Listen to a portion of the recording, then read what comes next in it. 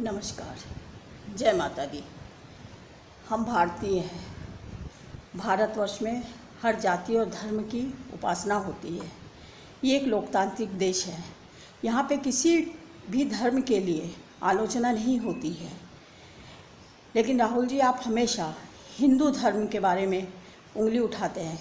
कभी आप ये सोचते हैं कि 3 उंगलियाँ आप पर भी उठती हैं?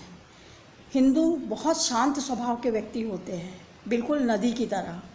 वो इतने शांत होते हैं, इतने सभ्य होते हैं कि लेकिन अगर उसमें उथल पुथल आपने कर दी तो शायद आपको नहीं मालूम कि ये अंग्रेज़ों को भगा सकते हैं, ये मुग़लों को भगा सकते हैं, यहाँ तक कि आपकी स्वर्गीय दादी का भी तख्ता पलट कर सकते हैं। तो हिंदुओं को मत छेड़िए। हिंदुओं को अगर आप छेड़ेंगे तो वो आपको नहीं छोड़ेंगे। अभी तो आप 99 पर हैं, ऐसा ना हो कि आप 0 पर आ जाएं। तो बेहतर आपके लिए यही है कि आप किसी जाति धर्म के बारे में ना बोलें। सबका साथ, सबका विकास, ये भारत है। पहले आप अपने आप को देखिए ना। हमारे ही भारत के संत ने आपको अगर अपना सरनेम ना दिया होता तो आपका अपना DNA क्या है, पहले आप उसको तो देखिए। और कुछ लोग घुसपैठिए हैं जो खाते तो भारत की हैं लेकिन आलोचना भी भारत की ही करते हैं, जो उन्हें शोभा नहीं देता है। आप एक सम्मानजनक पद पर आए हैं तो उसका सम्मान रखिए। सांसद भवन एक मंदिर है, वहाँ अधर्म की बातें आप ना ही करें तो आपके लिए बेहतर ही है। अभी भी समय है, आप सुधर जाइए। क्योंकि कांग्रेस ने कभी भी संविधान का साथ नहीं दिया, हमेशा संविधान का उल्लंघन ही किया है। आप इतिहास को पढ़िए, इतिहास को जानिए। अगर आपकी दादी ने इमरजेंसी ना लगाई होती तो इतने लोग बर्बाद ना होते। हम भी उससे अछूते नहीं हैं। हमारा भी घर किराए पे चला गया था।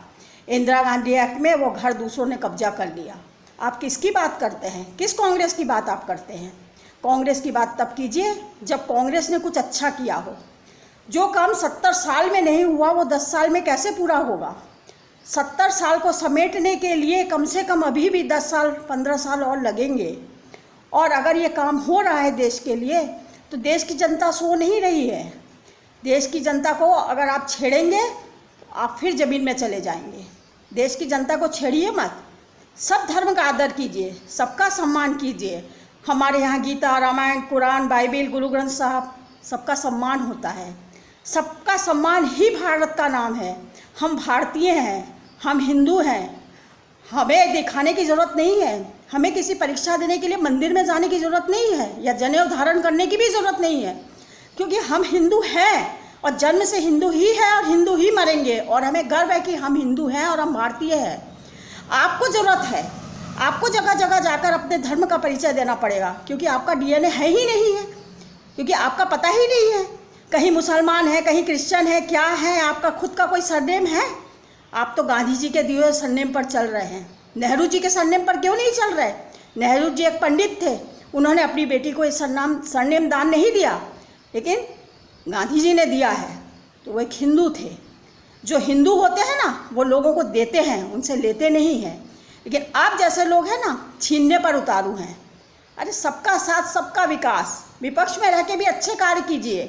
पता नहीं कैसे आपको इंडिया गठबंधन ने आपको अपना नेता चुन लिया, अध्यक्ष चुन लिया। अब तो किसी लायक है ही नहीं है, मेरी नज़र में तो है ही नहीं है और ना कभी होंगे।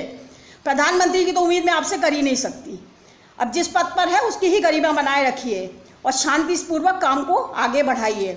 और उम्मीद करती हूँ कि इस भारत देश का अपमान ना करें, हिंदुओं का अपमान आप ना करें। ये संतों की भूमि थी, है और हमेशा रहेगी। जय माता दी।